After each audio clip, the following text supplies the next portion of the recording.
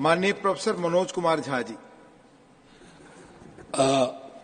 माननीय उपसभापति जी, आपका बहुत बहुत धन्यवाद। मैं सिर्फ ये कहना चाहूंगा, आज सुबह जब पता चला कि economic situation in the country पर शॉर्ट ड्यूरेशन डिस्कशन है, तो मुझे कभी नहीं लगा था कि हमारी पूरी बातचीत टैक्सेशन, फॉरेन एक्सचेंज रिजर्व्स और वगैरह वगैरह की चीजों में रहेगी। अर्थव्यवस्था का वो एक चेहरा हो सकता है, लेकिन एक जनप्रतिनिधि जो राज्यसभा और लोकसभा में बैठे हुए हैं, उनके लिए आर्थिक परिस्थिति पे जब हम बात करते हैं ना, तो सर सबसे पहले गरीब की थाली नजर आती है। गरीब की, आप फॉरेन एक्सचेंज रिजर्व कुछ भी रख लो, लेकिन अगर गरीब की थाली में ऊपर परिलक्षित नहीं हो रहा है, तो फाइल भी किताबी है और गांव भी किताबी।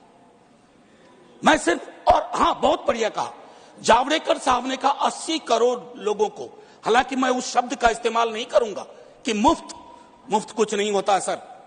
मैं कई बार सदन में बोल चुका हूं, अगर 80 करोड़ लोगों को आपको अनाज देना पड़ रहा है, तो मुझको अर्थव्यवस्था पर कोई टिप्पणी नहीं करनी है कि आर्थिक परिस्थिति क्या है, कितनी समावेशी है, वगैरह वगैरह। सर, माननीय उपसभापति जी, सुधांशु जी जब बोल रहे थे, तालियां बज रही थी सत्ता पक्ष से, बजती भी हैं। अब विजय साई रेड्डी जी को कष्ट हुआ तो उन्होंने कह भी दिया कि ताली क्यों नहीं बजा रहे हो। तो जब सुधांशु जी ताली बजा रहे के वक्तव्य पे ताली बज रही थी, तो मुझे लगा कि गांव शहरों के बेरोजगार पर यह ताली कितनी भारी पड़ रही होगी।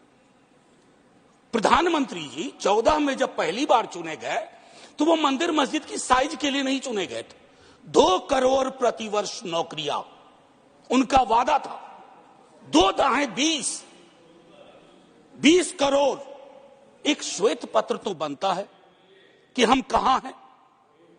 सर, माननीय उपसभापति महोदय, मैं कुछ चीजें आपके मध्य, क्या ऐसा तो नहीं है कि हम मानव विहीन और मानवीयता विहीन ग्रोथ स्टोरी के पक्ष में भजन गा रहे हैं, करतल ध्वनि कर रहे हैं? सर, कोई भी वैसा ग्रोथ जो फेसलेस हो, जॉबलेस हो, उस ग्रोथ से देश की हकीकत नहीं बदलती है। सर, बड़ी बड़ी बात लोग कर रहे थे। अभी पिछले महीने ये खूबसूरत किताब आई है, वेल रिसर्च्ड। आधी किताब में सर रेफरेंस है, ये है अनइक्वल। सर, हम किन देशों से पीछे हो गए हैं पता है? छोड़िए अमेरिका यूरोप की बात, बांग्लादेश और नेपाल इनकम इनइक्वालिटी को एड्रेस करते हुए मानवीय सूचकांक में हमको पीछे छोड़ चुका है। ये है सर दस्तावेज, ये अनइक्वल स्वाति नारायण की। बीते दिनों बिहार में एक जातिगत सर्वेक्षण हुआ। मैं चाहूंगा तमाम हमारे भाजपा के मित्र, उनको ना उससे मतलब ना हो, उसके प्रति विरोध हो, लेकिन एक बार उस दस्तावेज को पढ़िए, क्योंकि उन आंकड़ों में नंबर के बाद आर्थिक सामाजिक परिवेश भी जाहिर हुआ है। और तब प्रधानमंत्री जी, पुनः ले जाऊंगा 14 में बिहार गए थे, बिहार को स्पेशल स्टेटस की बात वो करके आए थे, हाजीपुर, दरभंगा, पटना। सर, बिहार को आपकी जरूरत है माननीय सत्ता पक्ष। बिहार के पास रेवेन्यू के साधन कमतर हैं। बिहार को लेबर सप्लाई स्टेट के नजरिए से मत देखिए, बिहार को स्पेशल स्टेटस दीजिए। क्योंकि अगर आप इस किताब का विश्लेषण करें, सरकार के आंकड़ों का विश्लेषण करें, तो आपको साफ दिखेगा कि बिहार, झारखंड, उत्तर प्रदेश और मध्य प्रदेश देश के बाकी राज्यों से पिछड़ रहा है। उसके अलावा दूसरा पहलू कहता हूं माननीय उपसभापति महोदय, इस किताब में बाबा साहब भीमराव अंबेडकर को धृत किया गया है, नॉर्थ साउथ डिवाइड के संदर्भ में भी।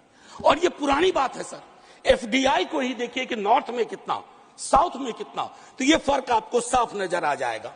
इसलिए मैं कहता हूं कि बिहार को नए नजरिए से देखिए। जो शुरुआत वहां के मुख्यमंत्री नीतीश जी, तेजस्वी जी ने की, आप हैंड होल्डिंग करिए और स्पेशल स्टेटस दीजिए। दूसरी चीज सर, अगर मनरेगा में रूरल डिमांड बढ़ रहा है, तो रूरल डिस्ट्रेस को एक्नॉलेज करिए। उसको एक्नॉलेज किए बगैर बात नहीं बनेगी। उसको डिनाल से अब कुछ हासिल नहीं कर पाए।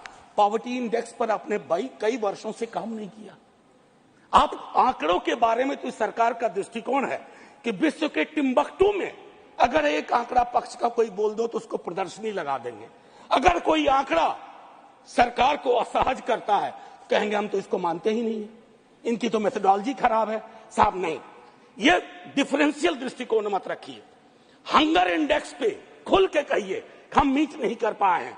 ये सत्ता पक्ष और विपक्ष का मामला नहीं है, ये मामला है हमारे कलेक्टिव फेलियर का। हमें एड्रेस करना होगा। आपको असल में लग गया सर, बस 1 मिनट लूंगा माफी के साथ। सर, आपको असल में लगता है कि आप इनकम इनइक्वालिटी की बात ना करें, पॉवर्टी रिडक्शन की बात ना करें, अनएम्प्लॉयमेंट एड्रेसिंग की बात ना करें, चुनाव आप फिर भी जीत जा रहे हैं। मैं मानता हूं आपने वो तिलिस्म विकसित कर लिया है कि समस्याओं को एड्रेस किए बगैर भी चुनाव कैसे जीते जा सकते हैं। लेकिन जिन बोतल से निकला ये जिन देश पर बहुत भारी पड़ने जा रहा है। वेल्थ टैक्स को लेकर के, इनकम इनइक्वालिटी को लेकर मैंने कहा वेल्थ टैक्स 16 में आपने अबॉलिश कर दिया। किसानों के बारे में सर मैं कहता हूं, आप कहते हैं शेयर बाजार उछल रहा है, बड़ी तारीफ होती है। सर, शेयर बाजार उछले और एक किसान आत्महत्या कर ले, एक युवा बेरोजगार आत्महत्या कर ले, तो आप किस चीज को कहेंगे सर? और कुछ नहीं कहना चाहता। हाशिए के समूहों में पॉवर्टी की जो परिस्थिति है, आप बिहार का डेटा देखिए। आखिरी सर, एक सुधांशु जी बड़ी अच्छी चीजें बता गए, हमें तो लगा कि हम तो बेकार परेशानी है गरीबी से, भुखमरी से। 30 सेकेंड सर। तो मैं आपके माध्यम से अपने मित्रवर्ग को कहता हूं, जब कश्ती साबितो सालिम थी, साहिल की तमन्ना किसको थी? अब ऐसी शिकस्ता कश्ती पे साहिल की तमन्ना कौन करे? जय हिंद सर। थैंक यू, धन्यवाद प्रोफेसर मनोज कुमार झा जी।